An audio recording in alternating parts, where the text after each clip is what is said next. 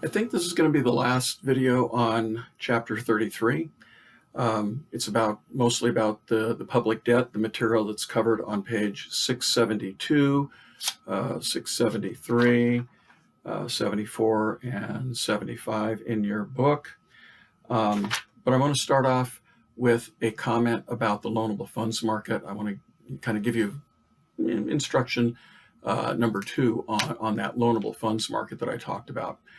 I'm going to be asking you to do some free response questions, and one of them is going to be on this loanable funds market. So listen closely to this, take some notes on the loanable funds market. So remember what it was.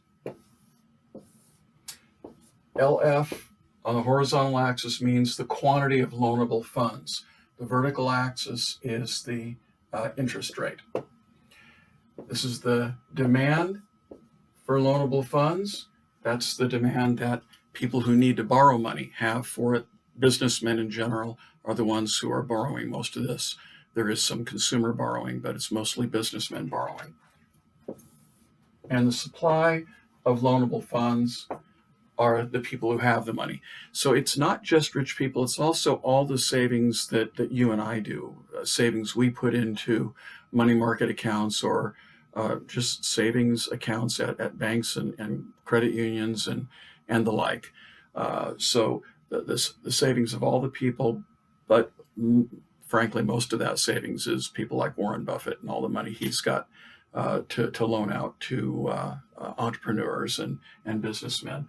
And that creates an equilibrium interest rate in the market, interest that you can borrow money at, and an equilibrium amount of loanable funds, LF1 we'll call this.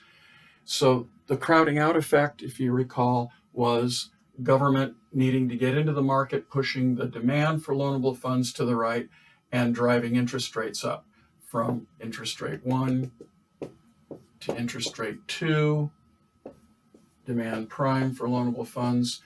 That resulted in an increase it resulted in a decrease in the quantity of investment spending. I'm not going to draw it again, but remember the investment demand curve. When interest rates are driven up on that investment demand curve, businessmen invest less money, they spend less money. Okay, so we've got a decrease in that. Well, investment spending is a component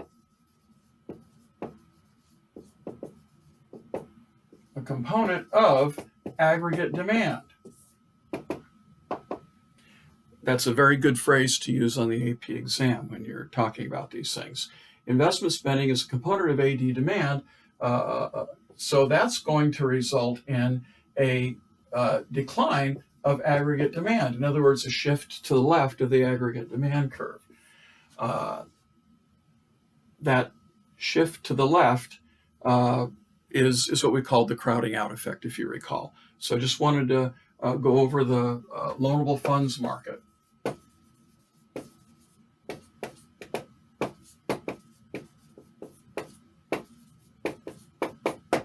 Again with you because it's going to be in some of the free response questions. All right, the public debt. So the public debt is made up of all the money the government owes to anybody who has lent it money.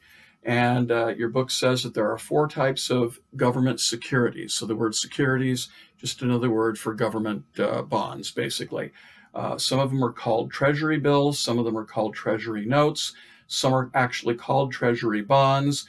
And then some of them are simply U.S. savings bonds that private people do. You buy a savings bond when your child is born or when somebody gets married or something like that to save for future purposes. So all those 4 types of instruments are called securities, and those are the public debt. The public debt is largely owned by the government itself.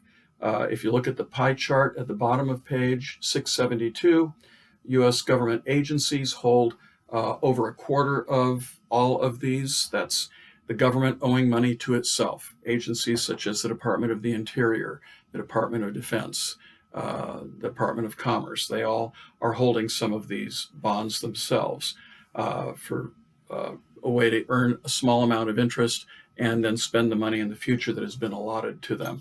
The Federal Reserve Bank itself, and we're going to talk a lot more about the Fed in the next unit, holds a lot of these bonds, and it's going to be buying a lot more. The announcement earlier this week was that the Fed is going to buy an unlimited amount of bonds from banks and wealthy people to try to get cash out into the economy, to stimulate the economy. That's called monetary policy. We'll talk more about that later. You see a lot of it, about a little over a third of the debt is owned by foreign governments, mostly governments, sometimes foreign individuals, private citizens, but usually governments. China and Japan hold a huge amount of that. Germany, Britain, France own a lot of our bonds. So we owe money back to them, but on the other side of the coin, they're invested in our success. As if we do well, there's little or no chance that we will default on those bonds. We will continue paying interest to them. And so that interest payments to foreign governments is a downside, is a problem of the national debt. But the fact that they have faith in the American government and the ability of the American government to pay that money back is a sign of international cooperation, if you will, and a good thing in the world. False concerns about the national debt. Could it bankrupt the United States? The U.S. government can't go bankrupt. It can refinance the debt every time some bonds are due and payable. The government simply sells new bonds to somebody else. There's always somebody willing to buy those bonds. So we just keep turning the debt over and over again, if you will. And the government always has the ability to raise taxes to pay off those bonds. So that's not a real problem, the U.S. government going bankrupt. Burning future generations, we've talked about that one once before while we were still having regular classroom classes. And I talked about the idea that as long as the debt grows at a slower rate than the growth of the economy, it becomes a smaller and smaller percentage of the overall economy. Currently, the national debt is about 108, I believe I've seen somewhere, percent of the annual GDP of our country.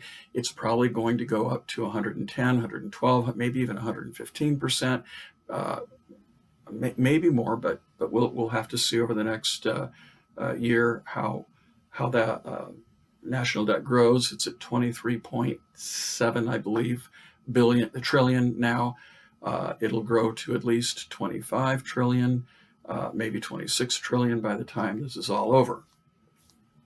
But as the U.S. economy grows at 2.5%, 3.5% per year, as long as we can hold the national debt pretty constant at what will eventually be 25, 26 trillion, eventually that will only be 90% of the annual GDP, et cetera. So we can hopefully grow out of it.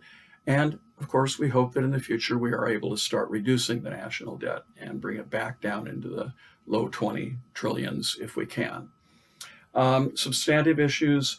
The people who hold these bonds, more often than not, most of the people who hold bonds are relatively wealthy people, well-to-do people. And so the interest payments are going to those well-to-do people. So there is some transfer of income from taxpayers, average taxpayers like you and me, to the wealthier folks like Warren Buffett and Bill Gates, who may own quite a few of those bonds. And of course, banks own those bonds, so it's going to the stockholders of the banks. The interest payments, and there's some transfer of wealth. It's a relatively modest transfer of wealth, but it is making the rich richer to a slight extent. And I'm going to let you read the rest of it where it goes into crowding out effect revisited. Please don't worry about that. You don't need to read that section. You don't need to worry about that issue there. If you want to read through it, more power to you. Good for you, but you don't have to read that. There'll be no questions on that part. So that should wrap up the lectures on chapter 33. I'll be making some videos to cover the homework questions, and those videos will be posted later today into this evening. You can look at them tomorrow or over the weekend if you want to review your homework. Your homework should be turned in, probably emailed to me, because I forgot to click on the submission method for Chapter 33 homework. So just email that to me. I fixed it at this point. If you want to upload it in Canvas, go right ahead. But what happened is I forgot to click on the submissions type for that. So I'm still learning how to use Canvas properly. Okay, take it easy.